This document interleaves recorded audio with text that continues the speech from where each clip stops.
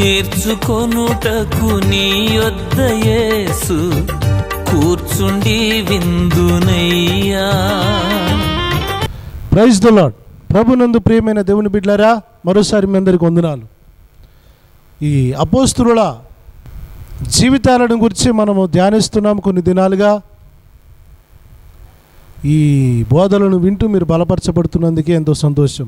ఈ రోజున బిడ్డలారా, అపోస్తలుల జీవితాలలో ఈ రోజున ధ్యానించబోయేటువంటి వ్యక్తులు యాకోబు, యోహానులు. జబదయ కుమారులు యాకోబు, యోహానులు. వీరిని గురించి మనము ధ్యానించబోతున్నాం. యాకోబు అనగా బిడ్డలారా మడెమ పట్టుకొనివాడు అని అర్థం. యోహాను అనగా యెహోవా దానము అని అర్థం. మత్తయి సువార్త 4వ అధ్యాయము 21వ వచనంలో మనము వీరి ప్రస్తావన అక్కడ ప్రారంభమవుతుంది. యేసుక్రీస్తు ప్రభువారు ఎప్పుడు వీరిని పిలిచాడయ్యా అంటే మత్తయి సువార్త 4వ అధ్యాయం 21లో వారి యొక్క ప్రస్తావన కనబడుతుంది. చూద్దాం. ఆయన అక్కడ నుండి వెళ్ళి జబదయ కుమారుడైన యాకోబు, అతని సహోదరుడైన యోహాను అను మరి 2 సహోదరులు తమ తండ్రి అయిన జబదయ వద్ద దోణిలో తమ వలలు బాగు చేసుకొని చుండగా చూసి వారిని పిలిచెను. వెంటనే వారు తమ దోణెను తమ తండ్రిని విడిచిపెట్టి ఆయనను వెంబడించిరి. దేవునికి స్తోత్రం. ప్రియమైన వారులారా, ఈ జబదయ కుమారులు యాకోబు, యోహానుల గురించి మనం ధ్యానిస్తున్నాము. వీరు కూడా పేతురు, ఆంద్రేయ చేసేటువంటి బిజినెస్ కలిగిన వారే. వీరు కూడా జాలరులే. వీరికి సొంత బోట్లు ఉన్నాయి, మంచి బిజినెస్ ఉంది. అయితే యేసు కూడా వీరిని పిలిచాడు. పిలిచినప్పుడు దోణిలు బాగు చేసుకుంటున్న వీరు, వలలు బాగు చేసుకుంటున్న వీరు యేసు పిలవంగానే వారి తండ్రిని, వారు దోణెలను విడిచి యేసును వెంబడించెను అని రాయబడింది. బిడ్డలారా, యేసుక్రీస్తు ప్రభువారు వీరికి బోయనర్గస్సు అని పేరు కూడా పెట్టాడు. అంటే ఉరిమెడి వారు. యాకోబు, యోహానుల పేరు యేసుక్రీస్తు పేరు పెట్టిన పేరు బోయనర్గస్సు అని పెట్టాడు. అంటే ఆ మాటకు ఉరిమెడు వారు అని అర్థం. వీరిని గురించి మనము ధ్యానిస్తుండగా బిడ్డలారా ఎన్నో ఆసక్తికరమైనటువంటి విషయాలు మనకు జ్ఞాపకం వస్తాయి, గుర్తుకొస్తాయి.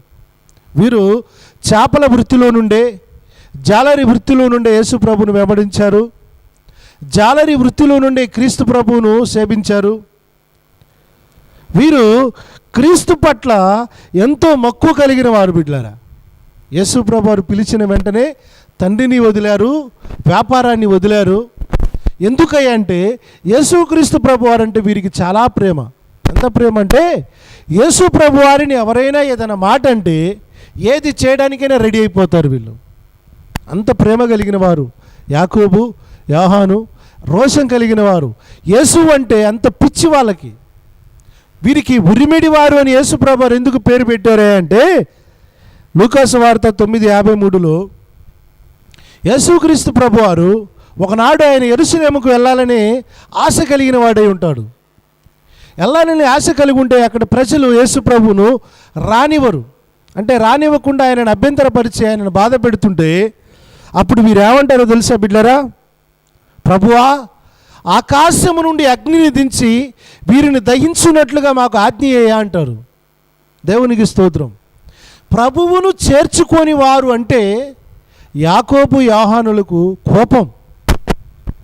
ప్రభువును చేర్చుకోలేని వారు ఎవరైనా ఉన్నారు అని అంటే వారిని చూసి ఎంతో వాళ్ళు కోపపడేవారుగా ఉన్నారు.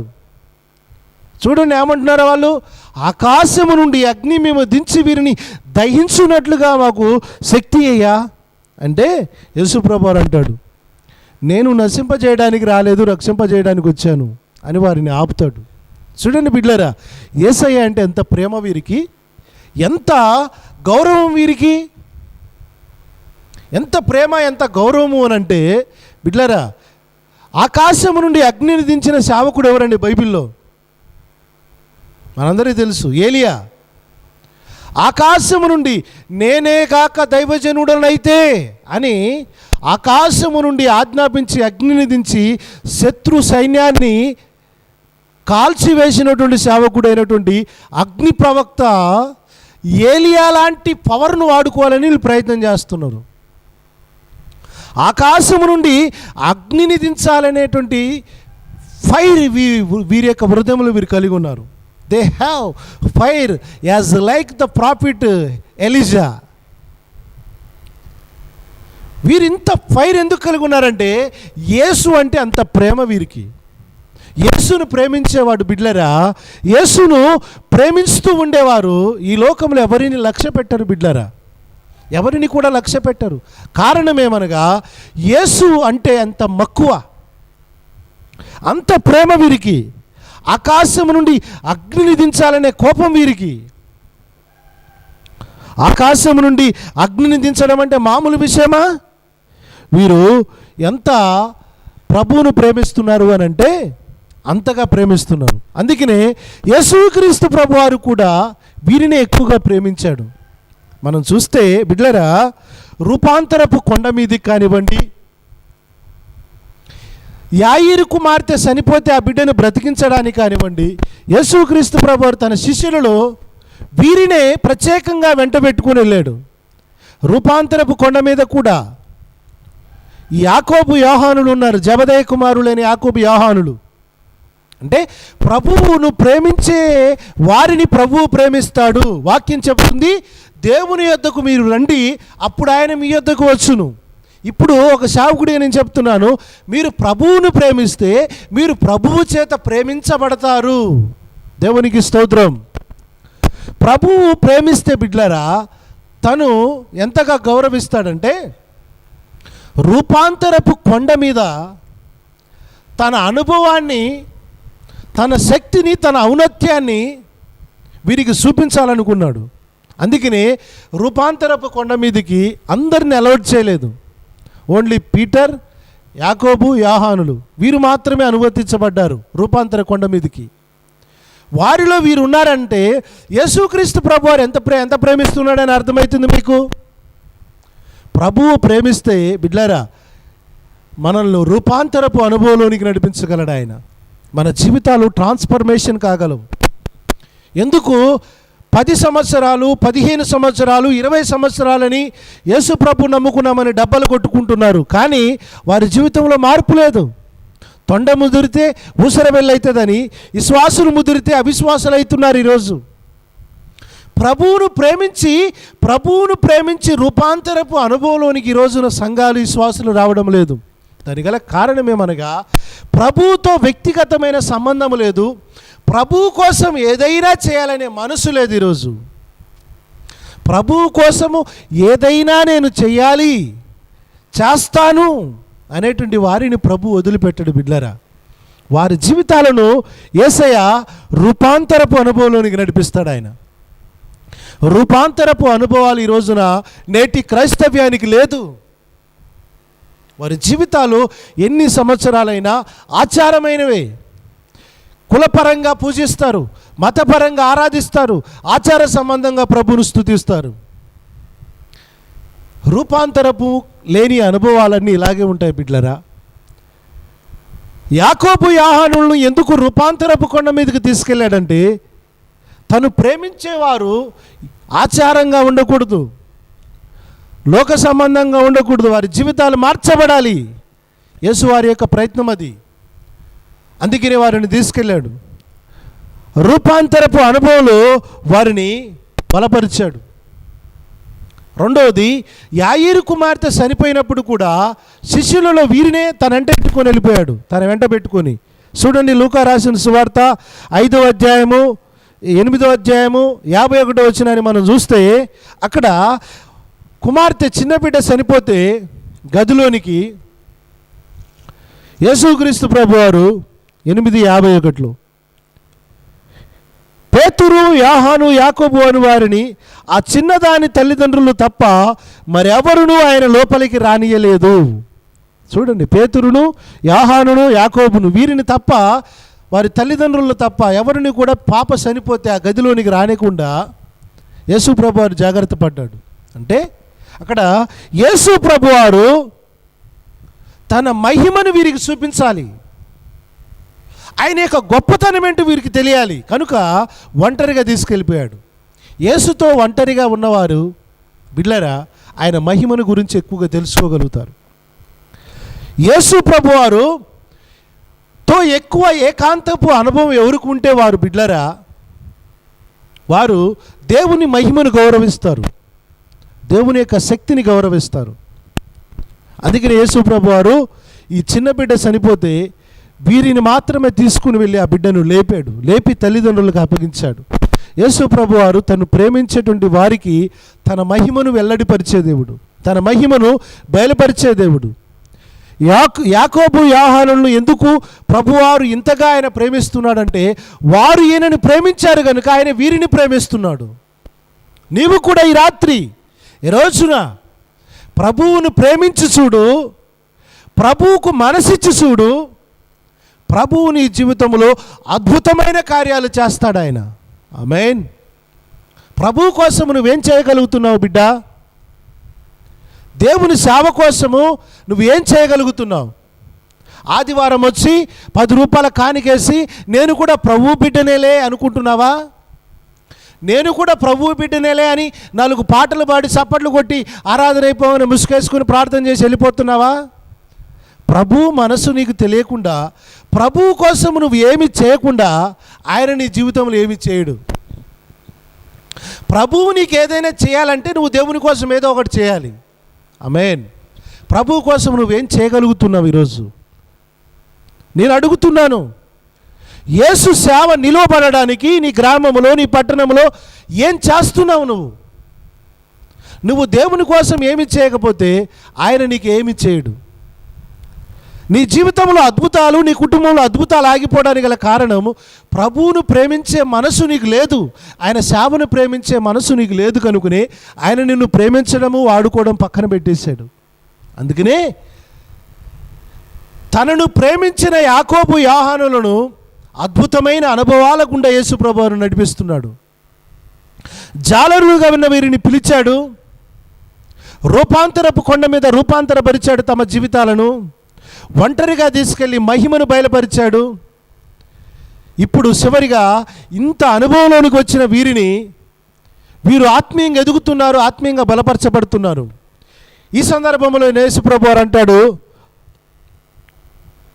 మత్తయి రాసిన సువార్త 20:20 నేను వెళ్ళిపోయే గడియ వచ్చింది, మనుష్య కుమారుడు శాస్త్రులకు ప్రధానులకు అప్పగించబడేటువంటి టైం వచ్చింది, ఆయనకు సిలువ వేసి చంపబోతున్నారు అని చెప్పేసి ఒక ప్రవచనం చెప్పాడు. ఈ మాటలు చెప్తున్నప్పుడు ఈ జబదయి కుమారులు ఎంతో బాధపడి ప్రభువా నువ్వు మమ్మల్ని విడిచిపెట్టిపోతావా? లేదయ్యా అని వీరేం చేశారో తెలుసా? యేసు ప్రభు దగ్గరికి తమ యొక్క తల్లితో రికమెండేషన్తో వచ్చారు. 20:20 చూడండి. యేసు ప్రభు ఎప్పుడైతే నేను చనిపోబోతున్నాను, నేను తిరిగి లేవబోతున్నాను, నన్ను చంపబోతున్నారు అనే మాటలు ఎప్పుడైతే చెప్పాడో శిష్యులకు వీళ్ళకి గుండెల్లో రైలు పరుగులెడుతున్నాయి. మమ్మల్ని యేసు ప్రభు విడిచిపెట్టబోతున్నాడా? మేము ఆయనను విడిచి ఒంటరిగా ఉండాలా? ఇది ఆలోచించిన వీరు తమ తల్లిని ఎంటబెట్టుకొని యేసు ప్రభు దగ్గర ఒక రికమెండేషన్ చేశారు. అయ్యా, ఆమె నమస్కారం చేసి వంగి దండం పెట్టబోతుంటే యేసు ప్రభు అంటాడు, అమ్మా ఏం కావాలనుకుంటున్నావు నా నుండి? ఏం కావాలి, ఏం కోరుకోవాలనుకుంటున్నావు నువ్వు అంటే, అయ్యా నాకు ఏం వరాలు వద్దయ్యా. ఈ రోజున తల్లులు, కొడుకులు, తండ్రులు తమ పిల్లలకి ఏం కావాలయ్యా అని పాస్టర్ గారు ఎవరైనా అడిగితేయ్యా మా కొడుకుకి మంచి పోలీసు ఉద్యోగం కావాలి, మంచి ఇంజనీర్ ఉద్యోగం కావాలి, మంచిగా పెద్ద పోస్ట్ రావాలి అని కోరుకుంటారు. అవునా? కానీ తల్లి ఏం కోరుకుంటుందో తెలుసా బిడ్డలారా? అయ్యా నాకు పెద్దగా వరాలు ఏమొద్దయ్యా, నీ మహిమలో నీ కుడి వైపున ఒకడు ఎడమ వైపున ఒకడు నా కొడుకులు ఇద్దరు కూర్చోవాలయ్యా, నా ఆశ ఇదే అని తల్లి యేసు ప్రభువును మనవి చేసుకుందండి. ఒక వరం అడిగింది యేసు ప్రభుని. దేవునికి స్తోత్రం. వీరు దేవుని మహిమలో కుడి పార్శ్వమున ఎడమ పక్కన కుడి పక్కన ఎందుకు స్థానం కోరుతున్నారు తెలుసా బిడ్డలారా? దేవుని మహిమ అంటే యాకోబు యోహానులకు తెలిసినంతగా ఎవరికి తెలియదు. ఎందుకంటే రూపాంతరపు కొండ మీద చూశారు ఆయన మహిమను. ఆమేన్.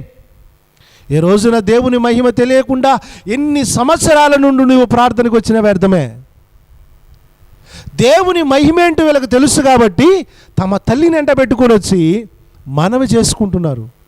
అయ్యా, ఆ తల్లి కూడా చూడండి ఎంత దీనురాలు. అయ్యా, నువ్వు చనిపోబోతున్నావంట కదా, నువ్వు వెళ్ళిపోబోతున్నావంట గయ్యా, మరి నా కొడుకులు వ్యాపారాన్ని బంద్ చేసుకున్నారు, వృత్తిని మానుకున్నారయ్యా, ఇక వారు ఏం పని చేయలేరు కానీ అయ్యా, నువ్వు పోతూ పోతూ ఒక 2 కిలోల బంగారము, అయ్యా 1 కోటి రూపాయలు డబ్బులు ఇచ్చిపో అని అడగాలి ఆ తల్లి. ఈ జనరేషన్లో అదే అడుగుతారు. కానీ ఆ తల్లి ఏమంటుందో తెలుసయ్యా, నీ మహిమలో, చూడండి నా మాట చూడండి, 20వ అధ్యాయం 20వ వచనము, అందుకామె ఈ నా 2 కుమారుల్లో నీ రాజ్యమందు నీ కుడి వైపున ఒకడు, నీ ఎడమ వైపున ఒకడు కూర్చోవడమే నాకు కావాలన్నదండి. దేవునికి స్తోత్రం, హల్లెలూయా. ఇవ్వడము ఇవ్వకపోవడం తర్వాత విషయం, కానీ ఈ తల్లికి కొడుకులకున్న చూడని ఎంత విశ్వాసం ఏసంటే, ఈ రోజున యేసు ప్రభువుని గురించి నీ పిల్లలకి ఏం చెప్తున్నారు బిడ్లారా? మీ పిల్లలకి ఆయన నమ్ముకో, ఆయనను ప్రార్థన చేసుకో, కళ్ళు మూసుకొని స్తోత్రం స్తోత్రం స్తోత్రం మాత్రం అనుకుంటూ భుజించు అని చెప్తున్నారా? దేవుని రాజ్యములో నీ పిల్లలకు స్థానము సంపాదించే తల్లిదండ్రులుగా మీరున్నారా? ఆమేన్.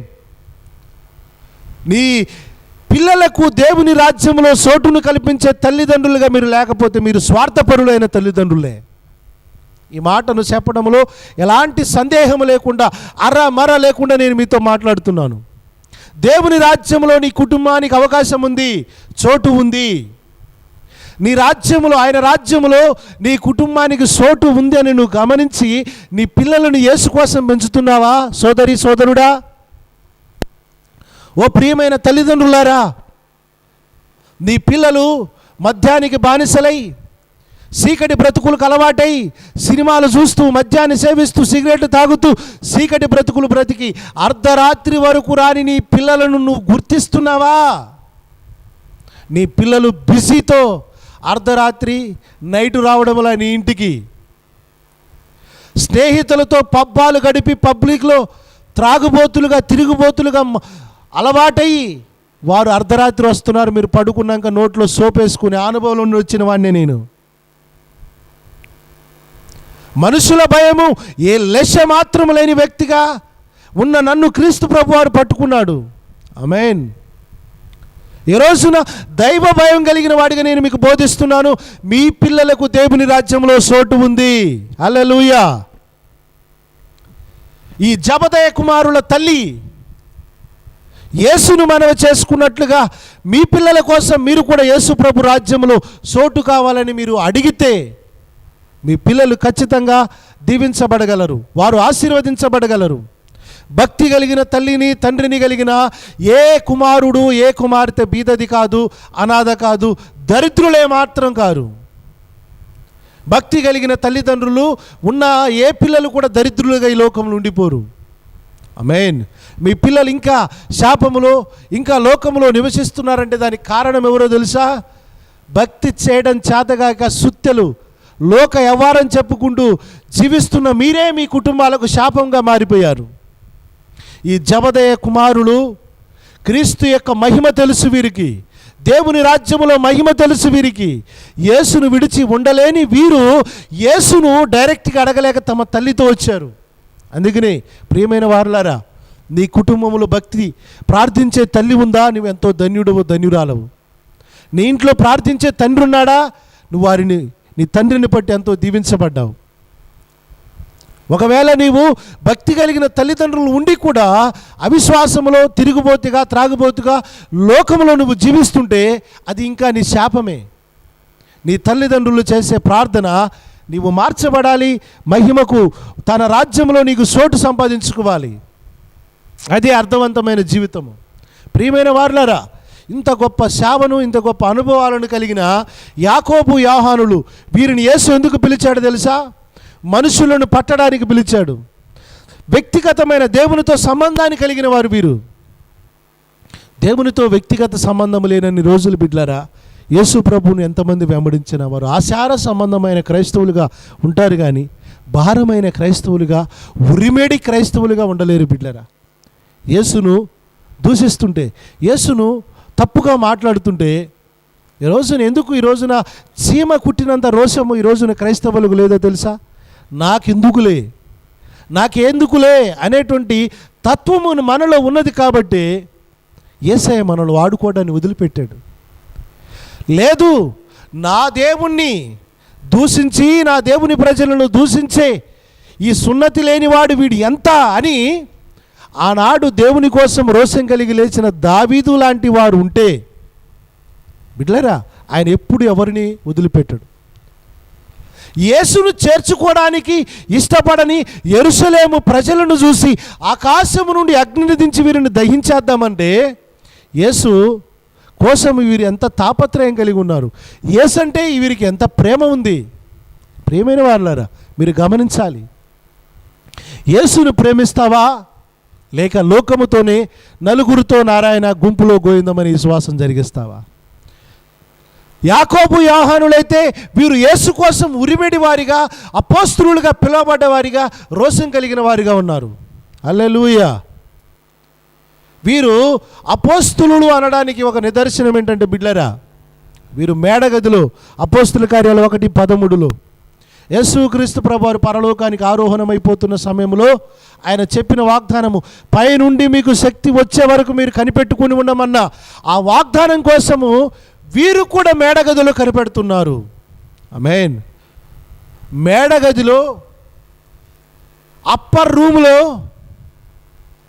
పరిశుద్ధాత్మ కోసం కనిపెట్టుకుని వారే అపోస్తులు. 10 నిమిషాలు కూడా ప్రార్థన చేయడం చేతగాని అపోస్తులు అని పేరు పెట్టుకుంటున్న వీరు కాదు అపోస్తులు. కనీసము బోధను ప్రారంభిస్తే ముగించడం చేతగానటువంటి వారు కాదు అపోస్తులు. మేడగదిలో ఎన్ని దినాలైన కటిక ఉపవాసముతో ప్రార్థించేవారే నిజమైనటువంటి అపోస్తులు. బోయనెర్గస్సు అని పేరు పెట్టిన వీరు మేడగదిలో ప్రభువు కోసము రోషం కలిగి ఆత్మ కొరకు కనిపెడుతూ ప్రార్థించారు. వీరే అపోస్తులు. ఆమేన్. ఈనాడు బిడ్డలారా, దేవుని చేత వాడబడాలి అని అనుకుంటున్న నీతో దేవుడు మాట్లాడుతున్నాడు. ప్రభు సన్నిధిలో ప్రభు ఏం చెప్పాడో దాని కొరకు కనిపెట్టుకుని ఉండు. ఆ వాగ్దానము పొందేదాకా నువ్వు కనిపెట్టు. వాగ్దానం చేసిన వాడు నమ్మదగిన వాడు. అది నువ్వు పొందేదాకా ఆయన నిన్ను వదిలిపెట్టడు. నువ్వు వదిలిపెడతావేమో. ఆ వాగ్దానాన్ని గట్టిగా పట్టుకుంటే దేవుడు నిన్ను ప్రేమించి వాడుకొని అంచెలంచెలుగా వృద్ధి చేయగలడు. అట్టి కృప, అట్టి పరిశుద్ధాత్మ నీకు అనుగ్రహించబడునుగాక. ప్రభువా నీకు వందనాలని కనుమూసుకొని ప్రార్థన చేద్దాం. అయ్యా, యాకోబు యోహానులా నన్ను వాడుకోనండి. ప్రభువా, ఈ కార్యక్రమాలను చూస్తున్న ప్రతి బిడ్డను యాకోబు యోహానులాగా వారిని మార్చండి ప్రభువా. అభిషేకించండి మా ప్రభువా.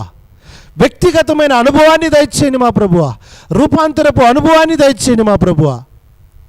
ఈ మాటలు వింటున్న ప్రతి వారు నీతో సహసంబంధము కలిగి రూపాంతరపు అనుభవంలోనికి వచ్చుదురుగా కానీ నీ నామమున ప్రార్థిస్తున్నాను. ప్రతి బిడ్డను దీవించండి. నీ మహిమతో ప్రతి బిడ్డను నింపమని నజరేయుడైన యేసు నామమున ప్రార్థన చేయుచున్నాను తండ్రి. ఆమేన్.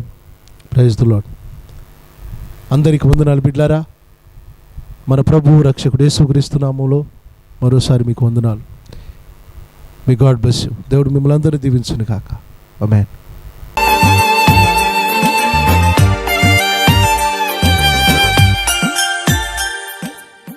ప్రియులారా, మీకు శుభవార్త.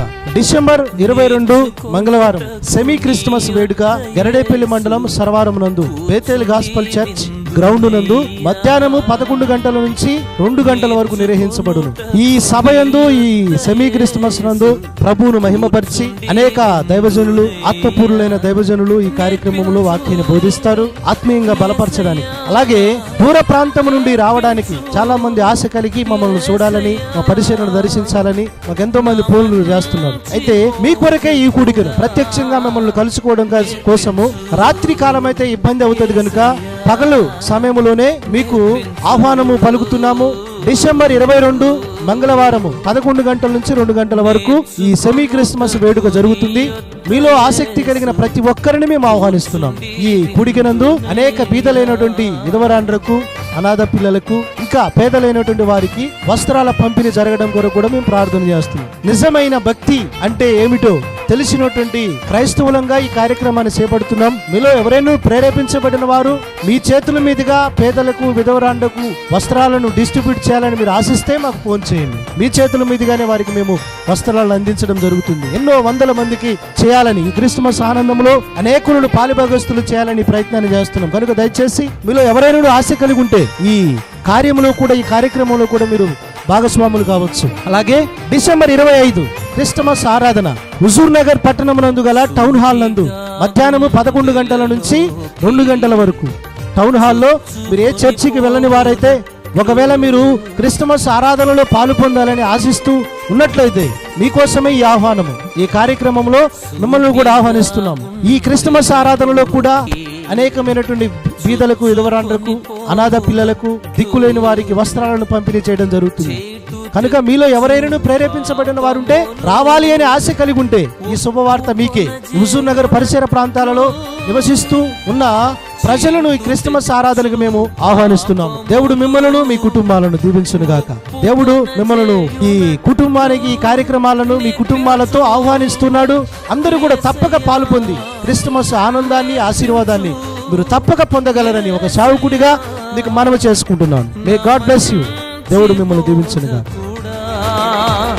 నేర్పించు యేసయ్యా, నేర్పించు.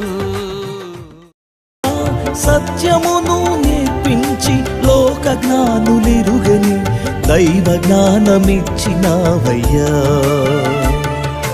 సద్బోధకుడా సత్యమును నేర్పించి లోక జ్ఞానులిరుగని దైవ జ్ఞానమిచ్చినావయ్యా.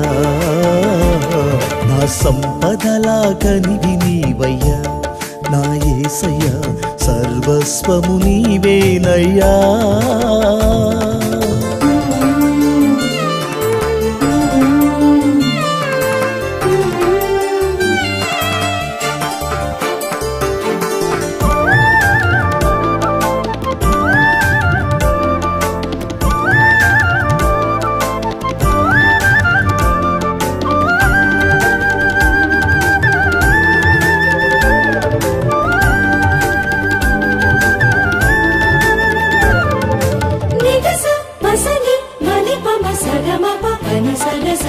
ఏ అభిషేకము లేక ఫలించని నన్ను చూచి పరిశుద్ధాత్ముడా నీ వర్షముతో నన్ను తడిపి, ఏ అభిషేకము లేక ఫలించని నన్ను చూచి పరిశుద్ధాత్ముడా నీ వర్షముతో నన్ను తడిపి, నిజమైన ద్రాక్షవల్లి నీతో నన్ను వంటు కట్టి ఆశించిన అభిషేకము నాకిచ్చిన నా యేసయ్యా. నిజమైన ద్రాక్షవల్లి నీతో నన్ను వంటు కట్టి ఆశించిన అభిషేకము నాకిచ్చిన నా యేసయ్యా. నా సంపదల గనివి నీవయ్యా, నా యేసయ్యా సర్వ